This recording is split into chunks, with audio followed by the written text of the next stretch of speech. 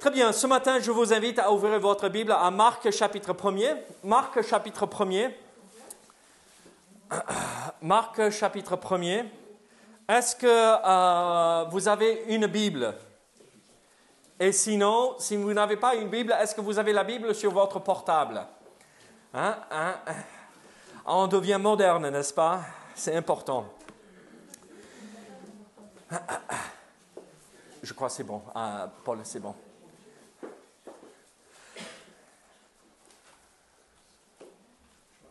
Marc chapitre 1er, nous allons lire les versets 12 et 13. Donc Marc chapitre 1, versets 12 et 13. Aussitôt l'Esprit poussa Jésus dans le désert, où il passa 40 jours, tenté par Satan. Il était avec les bêtes sauvages et les anges le servaient.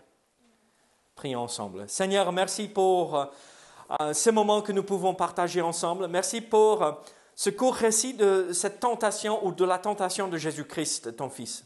Donc Seigneur, aide-nous à comprendre ce que tu veux nous enseigner. Seigneur, parfois on lit ces passages connus et on passe à côté parce que nous nous disons « je connais cette histoire ». Mais en fait, il y a tellement de vérités importantes à soulever et à contempler et à méditer, Seigneur. Donc, aide-nous à comprendre ce que tu veux nous montrer ici ce matin. Seigneur, convainc-nous par ton Saint-Esprit de ce qu'il faut changer au nom de Jésus. Amen. Ici, ce passage, vous connaissez l'histoire de la tentation de Jésus-Christ, n'est-ce pas? Et en fait, il y a le passage parallèle en Matthieu chapitre 4 qui est bien plus long et qui donne bien plus de détails, n'est-ce pas? Il y a eu la tentation de changer les pierres en pain. Ouais. Après, il a montré le monde entier et il dit, si tu t'abaisses et tu m'adores, je te donnerai tout ceci. Et après, la tentation était aussi, jette-toi d'ici en haut et les anges viendront te protéger, t'attraper avant que tu tombes par terre et que tu meurs. Et Christ a toujours répondu, non, il est écrit. Il est écrit. Et donc, aujourd'hui, nous allons voir la tentation de Christ. Et bien sûr, nous pouvons entrer en beaucoup plus de détails quand nous regardons Matthieu chapitre 4. Mais en fait, ces deux versets que nous venons de lire en Marc chapitre 1er et le passage parallèle nous suffit. Parce que nous ne voulons pas se perdre au milieu de la forêt en fixant nos regards sur un seul arbre. Nous voulons voir tout. Et nous voulons comprendre les principes que Dieu veut nous transmettre à travers ce récit si important.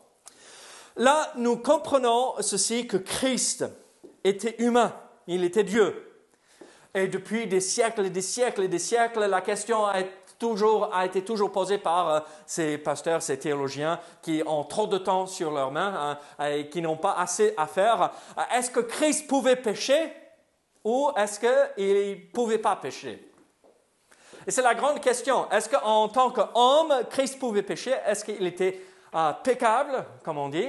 Ou est-ce qu'il était impeccable, incapable de pécher? Et donc, je ne vais pas vous répondre là, parce que sinon, on aura des opinions complètement différentes. Christ a été tenté comme nous, mais il n'est jamais tombé dans le péché. Donc, impeccable. Comme ça, je vous réponds. D'accord? Alors, la question ici, c'est que qu'est-ce que Dieu veut nous enseigner ici? En fait, Dieu met devant nous un exemple extraordinaire de comment résister à la tentation, comment vaincre la tentation. Et en fait, si vous êtes honnête avec moi, si je vous posais la question, et ne me répondez pas, même ne cognez pas la tête parce qu'on ne veut pas cela, si je vous posais la question, si on est honnête avec nous-mêmes, nous sommes tous tentés d'une façon ou d'une autre. Soit par les choses matérielles, soit par ce que nous voyons vous comprenez, soit par l'orgueil, soit par des choses qui sont en nous. Et donc, nous sommes tous tentés. Mais la question que nous, en tant que chrétiens, nous devrions nous poser, c'est comment vaincre et remporter la victoire au sein de la tentation. Ne pas tomber. Il y avait un homme qui s'appelait, pour nous les Anglais ou anglophones, Malcolm Muggeridge. C'était un philosophe anglais, un journaliste, mais il s'est converti et il a rencontré le Seigneur tard dans sa vie, assez tard dans sa vie. Et en fait, un soir, il était journaliste en Inde, et un soir, il se promenait le long de la rivière, et il a décidé de faire un saut dans la rivière et se baigner un tout petit peu pour se rafraîchir. Et en fait, quand il est entré dans l'eau, une autre personne est arrivée à l'autre rive et a commencé à se laver et faire la douche, son bain de l'autre côté.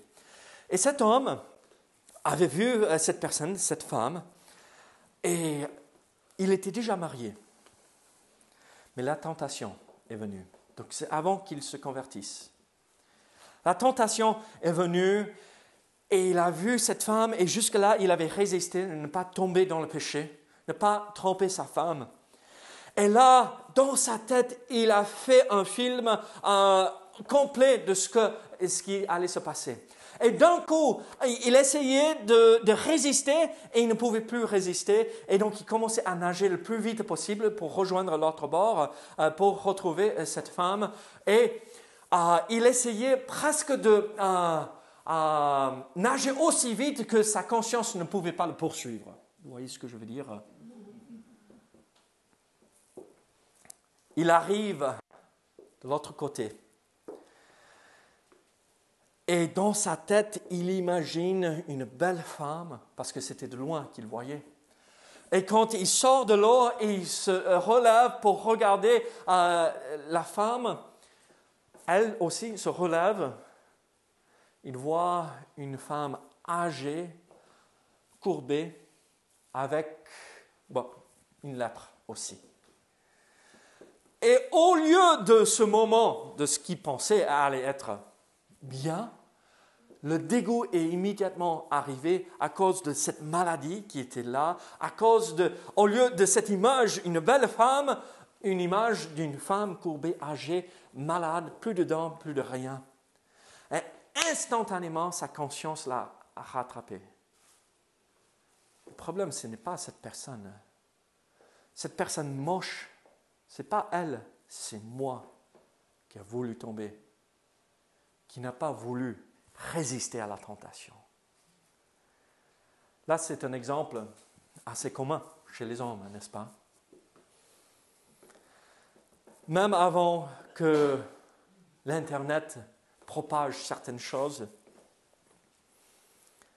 il y avait ce problème de tentation. Même avant que le matérialisme soit répandu dans le monde entier, il y avait un problème d'amour de l'argent. Même avant que toutes ces choses qui nous entourent aujourd'hui existaient, la tentation était une vraie épreuve pour l'humanité. Et là, dans cette histoire que nous voyons ici, même Jésus a fait face à la tentation. Et en fait, en étudiant l'exemple de Jésus-Christ ici, nous nous rendons compte que la tentation, nous pouvons résister et vaincre la tentation.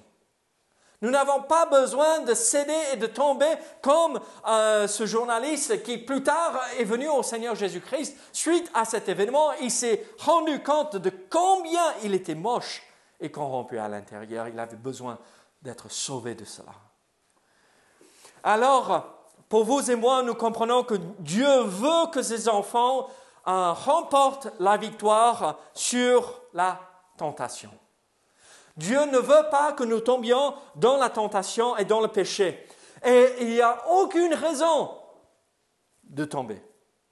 Nous nous disons très souvent, mais ce n'est pas de ma faute, c'était plus fort que moi, mais c'était eux qui ont généré cela. Et en fait, non.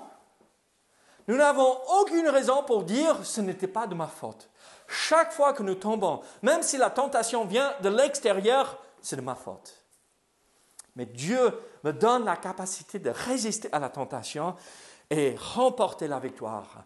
Et la grande question pour vous et moi, c'est comment avoir la victoire face à la tentation? Comment vivre victorieusement dans ce monde où nous sommes entourés par ces choses horribles?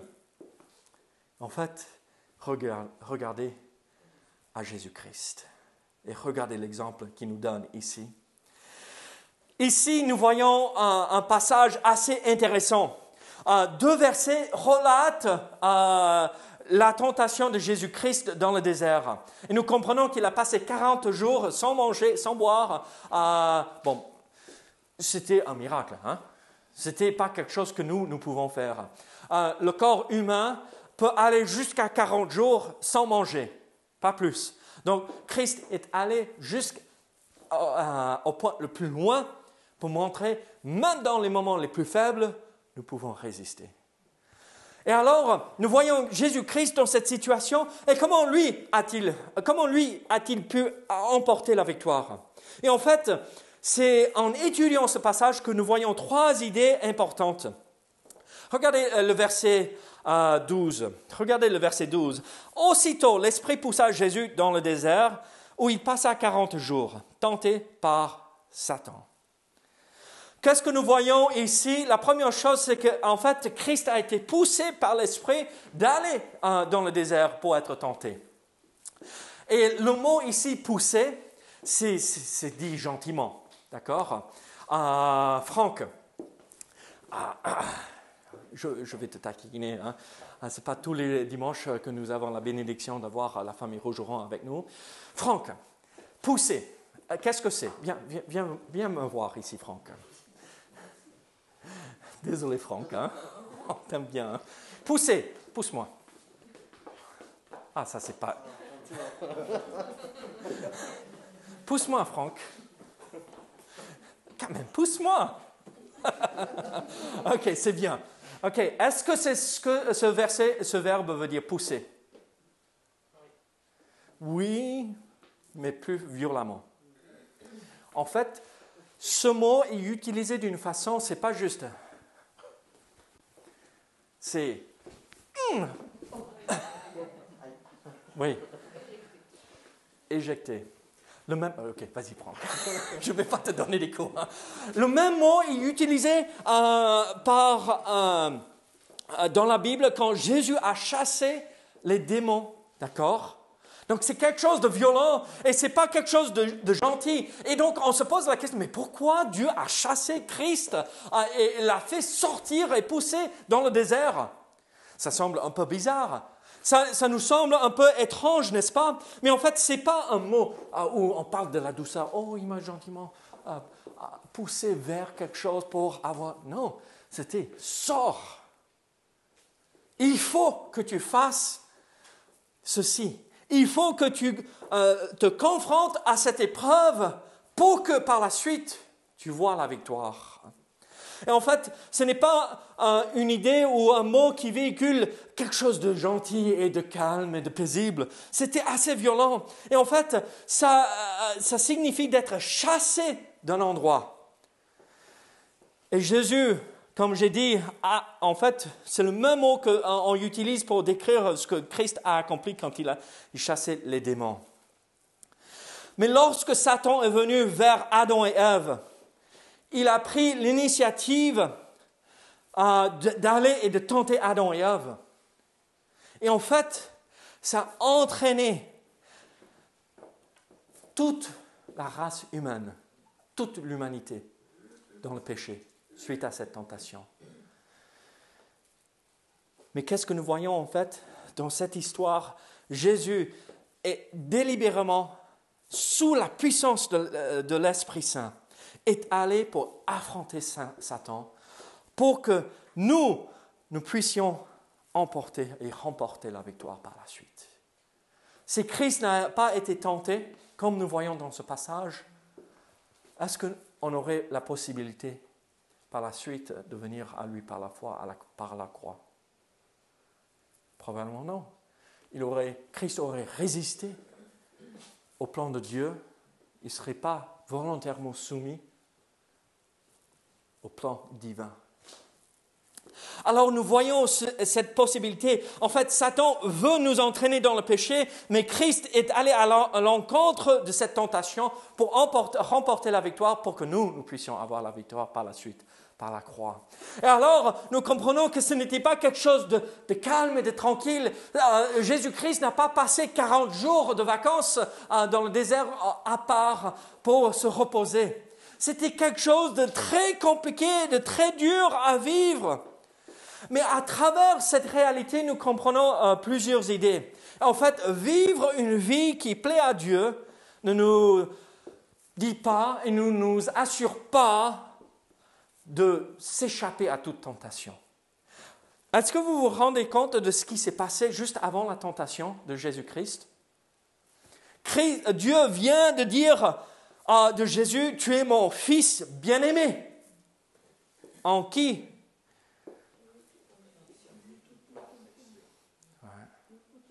Il venait de dire à son fils, « Tu es celui le plus important. Tu es mon fils bien-aimé. Tu es celui que j'adore. Tu es celui que je vais prendre soin. » Et il dit la même chose de nous, ses enfants, n'est-ce pas? Nous, les fils et les filles de Dieu.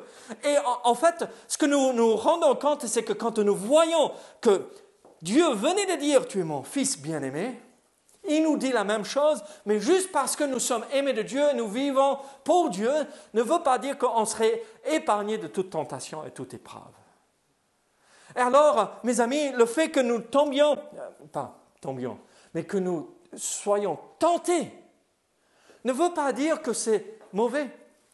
C'est juste la réalité des choses. Le problème, c'est quand nous tombons dans la tentation. Avons-nous tombé? Sommes-nous tombés dans la tentation?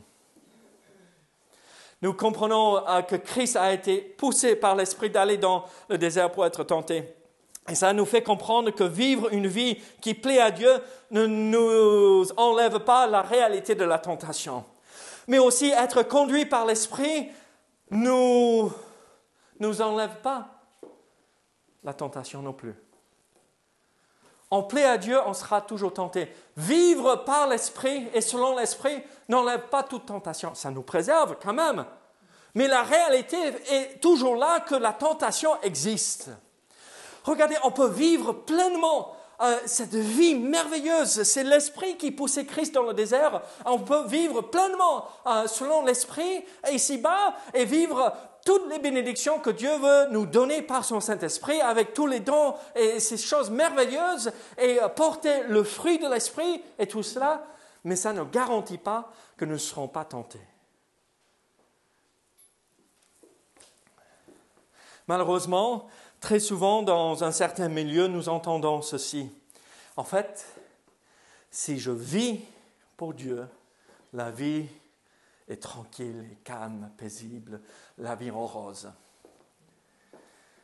Est-ce que c'est ce que Dieu nous a promis? Non.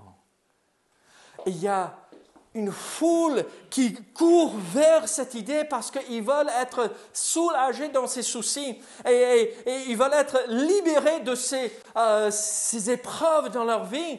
Et en fait, tous ces gens courent vers ce genre d'église qui proclame l'évangile de prospérité et qui disent « Oh, tout va bien si vous venez au Seigneur ». Non, ce n'est pas du tout ça. Et vous savez ce qui se passe? La grande majorité qui sont là depuis un petit moment, s'il n'y a pas le lavage de cerveau, à un moment donné, ils baissent les bras, ils abandonnent et ils disent « Bon, toutes les églises sont comme ça, ils font tort au corps de Christ ». Juste parce que nous vivons selon l'Esprit ne nous dit pas que nous ne serons pas tentés.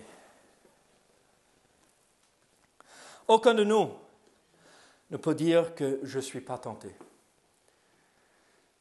Mais nous pouvons tous dire que je ne suis pas tombé dans la tentation. Je vais vous lire un verset dans Galates chapitre 5. Galates chapitre 5.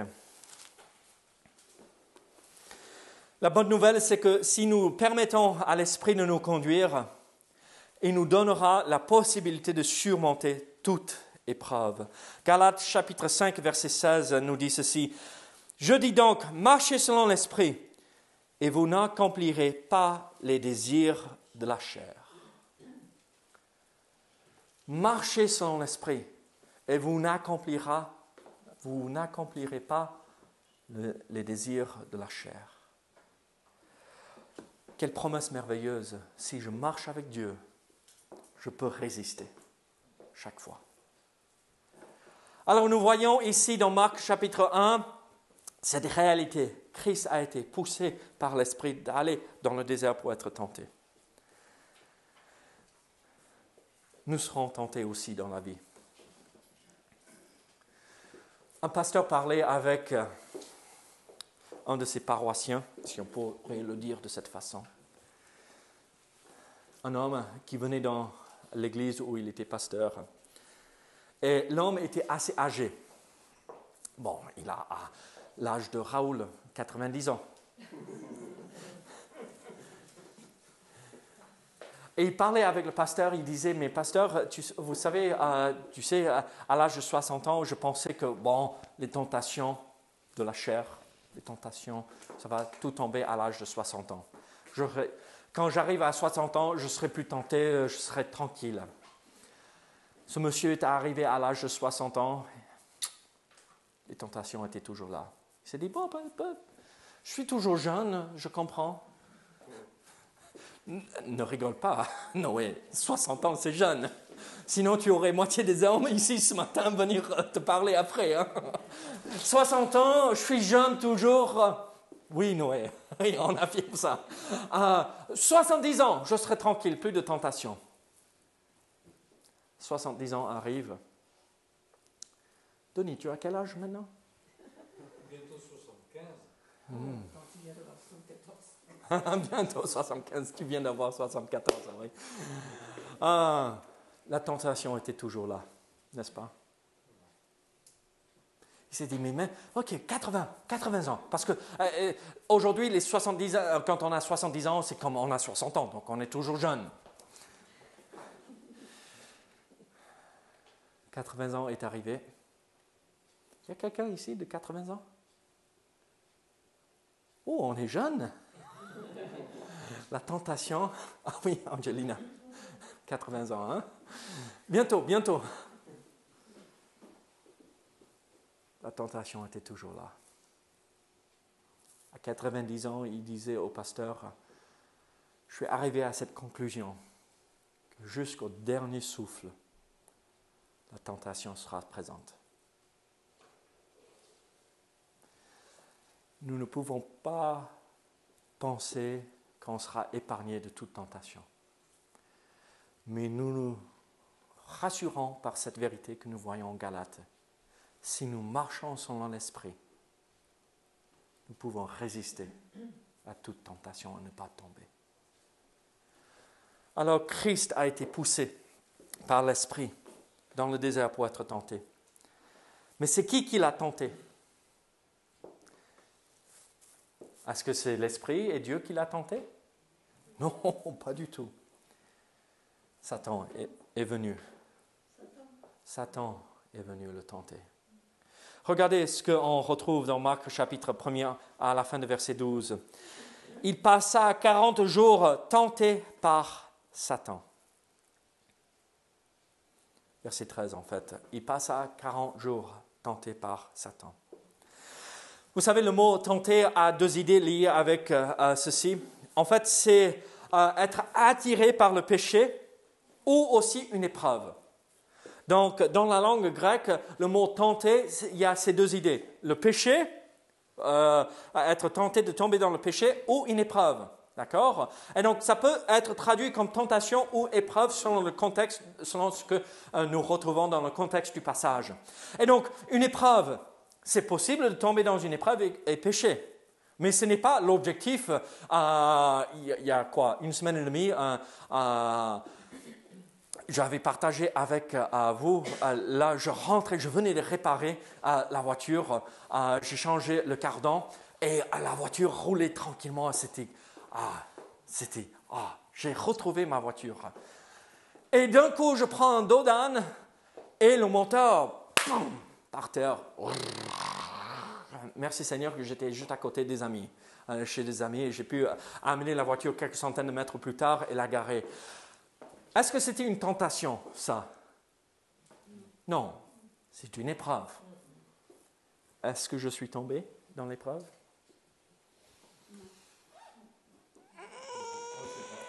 Je ne vais pas vous dire.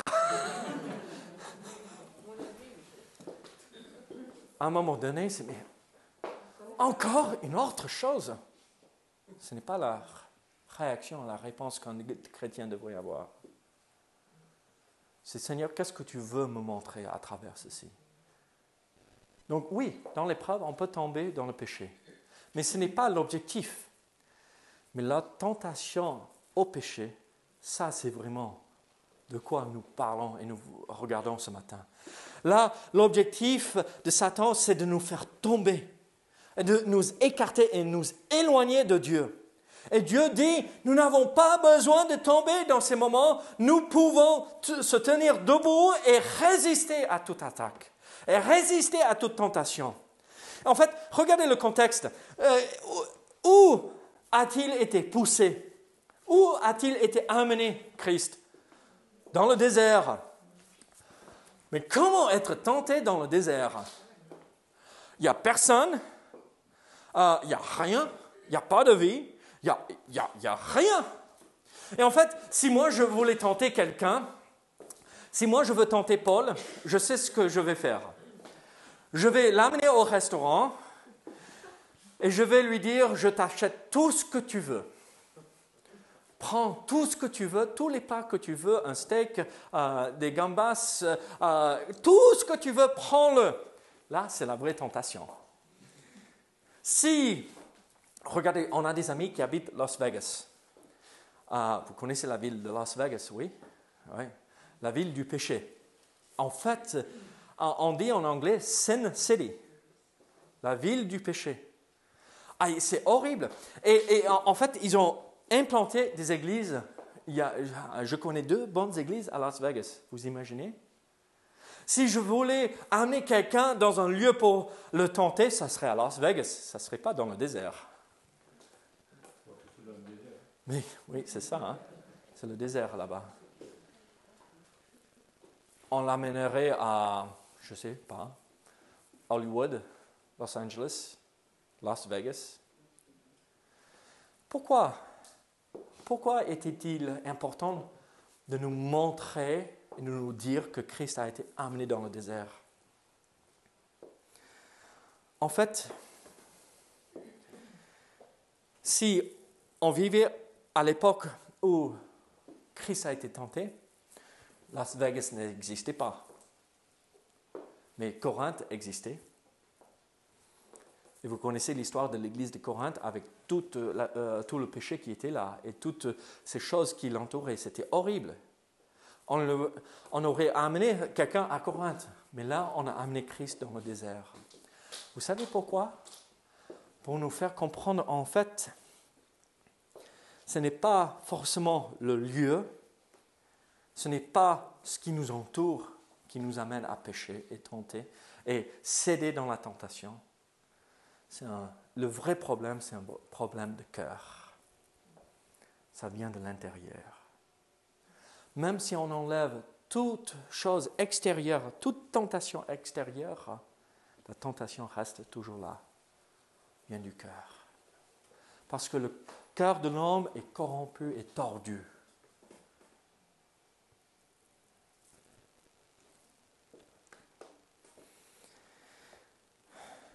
Regardez Marc chapitre 7. Marc 7, verset 21.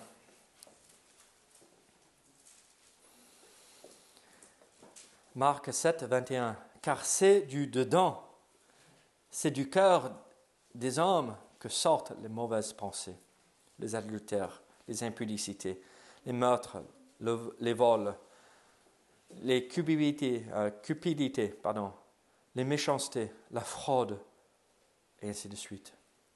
Toutes ces choses mauvaises sortent du dedans et souillent l'âme. Ça vient de nous naturellement. Le monde est en train de nous dire, la société est en train de nous dire, en fait, l'homme est essentiellement bon. Et la Bible nous dit, l'homme est essentiellement corrompu.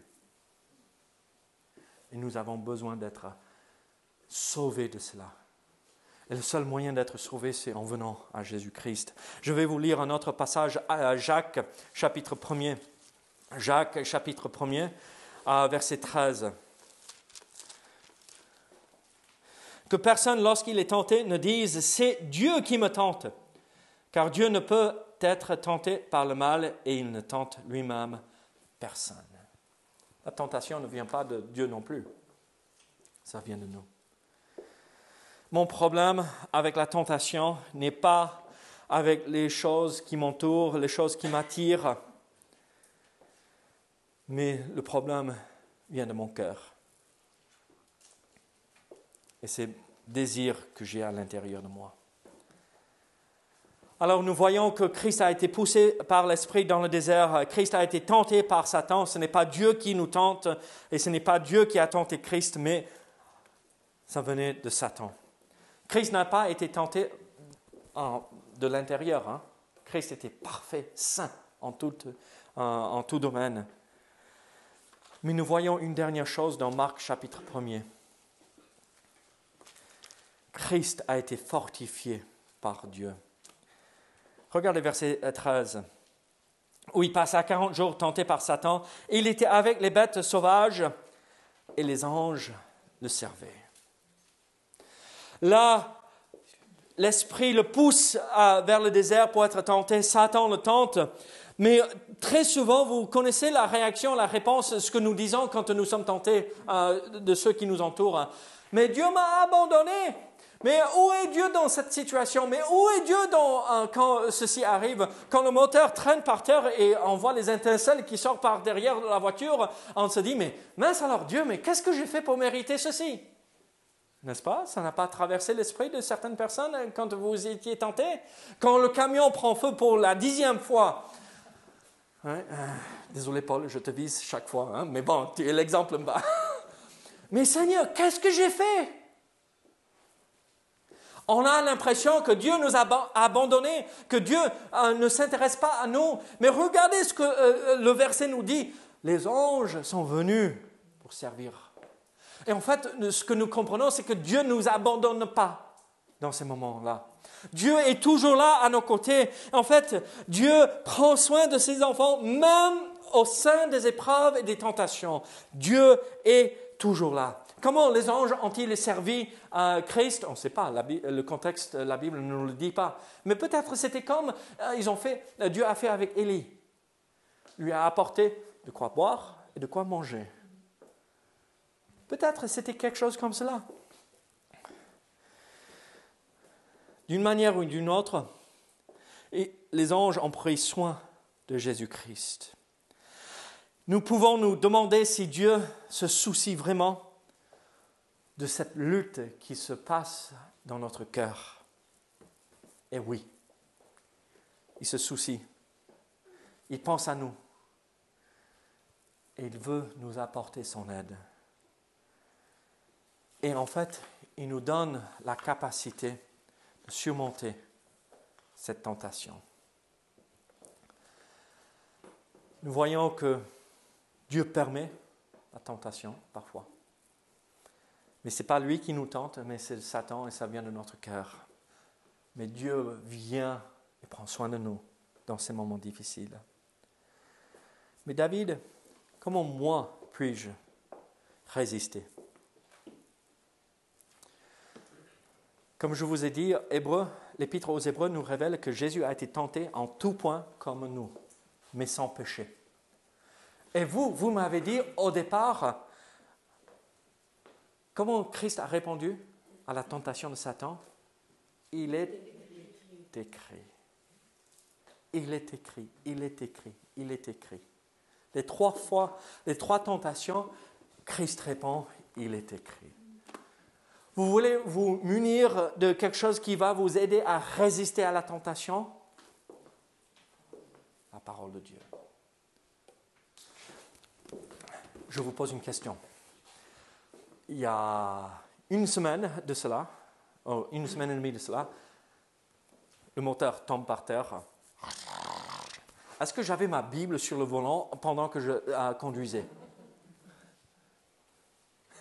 Vous rigolez, mais bon, j'ai vu mon beau-père faire ça. Hein. Dimanche matin, vite, il faut que je finisse de préparer le message.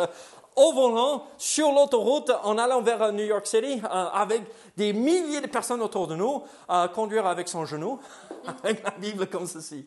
Oh là! Ces gens qui viennent du Nord, merci Seigneur que Mélisse n'est pas là, mais ces gens qui viennent du Nord, hein, ils sont un peu bizarres. Hein?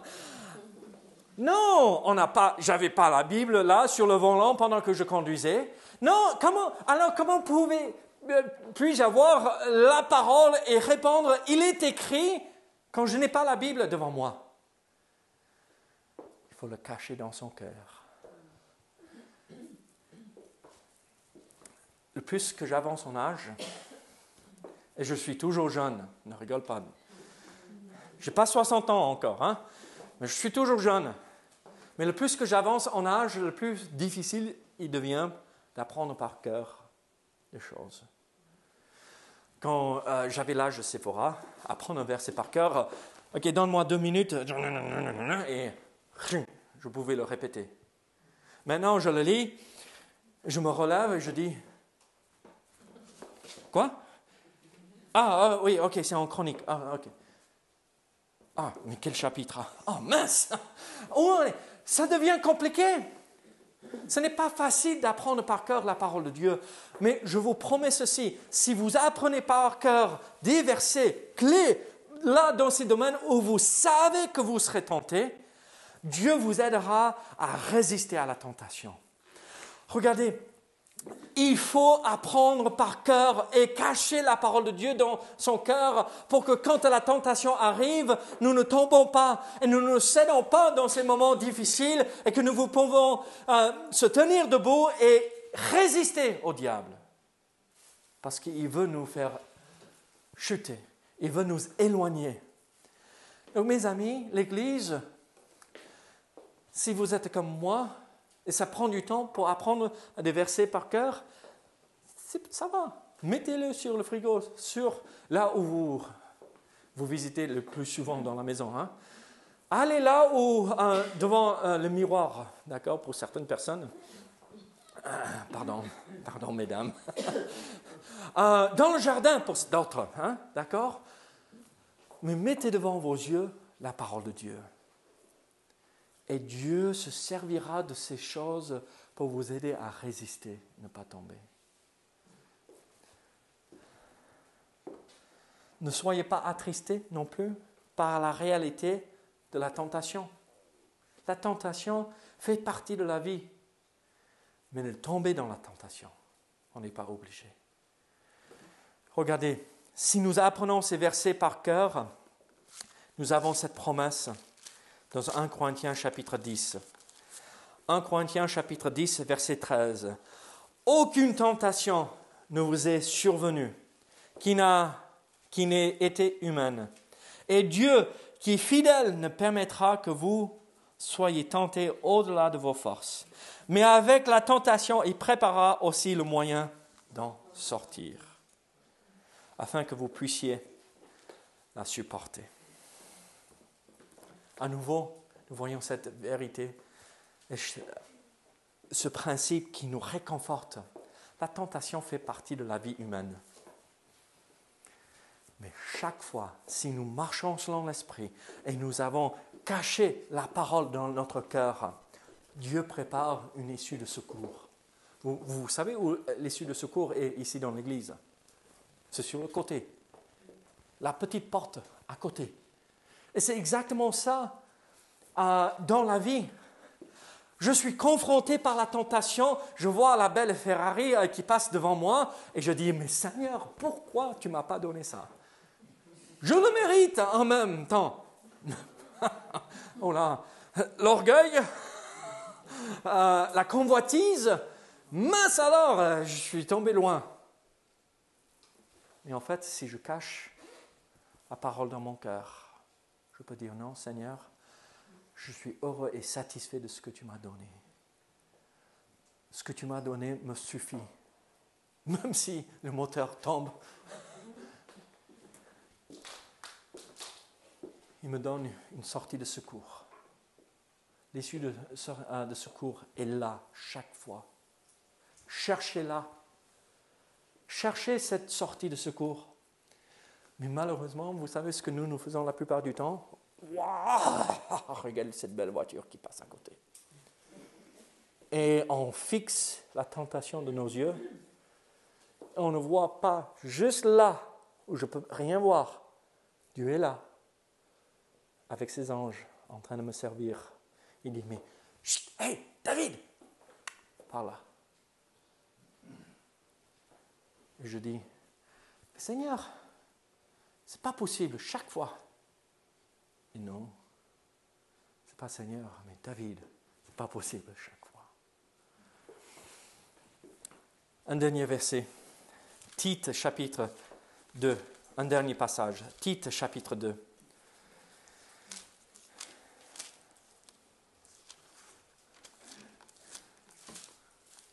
Versets 11 à 14. Car la grâce de Dieu, source de salut pour tous les hommes, a été manifestée. Elle nous enseigne à renoncer à l'impiété et aux convoitises mondaines et à vivre dans le siècle présent selon la sagesse, la justice et la piété, en attendant la bienheureuse espérance et la manifestation de la gloire de notre grand Dieu et Sauveur Jésus-Christ, qui s'est donné lui-même pour nous afin de nous racheter de toute iniquité et de se faire un peuple qui lui appartienne, purifié par lui et zélé pour les bonnes œuvres. Vous voyez, la grâce de Dieu, la source du salut, nous a été manifestée. Et qu'est-ce qu'elle nous enseigne? De résister aux convoitises mondaines, la tentation. C'est possible. Alors, je vous pose une question. À nouveau, êtes-vous tenté? Vous n'êtes pas obligé de tomber. Regardez à votre Sauveur qui a résisté. Pourquoi? Parce qu'il a répondu, il est écrit. La parole, même si on vit dans un monde moderne, avec toute la technologie, il n'y a aucune tentation que nous connaissons et nous traversons aujourd'hui qui n'a pas été connue à l'époque. Et la parole nous donne toutes les réponses. Alors, plongez le regard dans la parole et cachez-la dans votre cœur afin de ne pas tomber. Prions ensemble. Seigneur, merci pour ta parole. Seigneur, aide-nous à résister à toute tentation. Seigneur, c'est vrai qu'on n'aime même pas parler de ce sujet très souvent. On a honte de dire et reconnaître devant les autres, j'étais tenté. On pense que ça montre une faiblesse. Mais Seigneur, ce n'est pas une faiblesse, c'est une réalité. Ça devient une faiblesse quand on l'ignore et on le cache et on tombe. Mais tu nous appelles à faire autrement. D'avoir nos yeux fixés sur toi, ta parole cachée dans notre cœur, et toujours chercher cette issue de secours, Seigneur, pour s'échapper, pour ne pas céder. Seigneur, aide-nous à remporter la victoire chaque fois que la tentation arrive. Au nom de Jésus. Amen.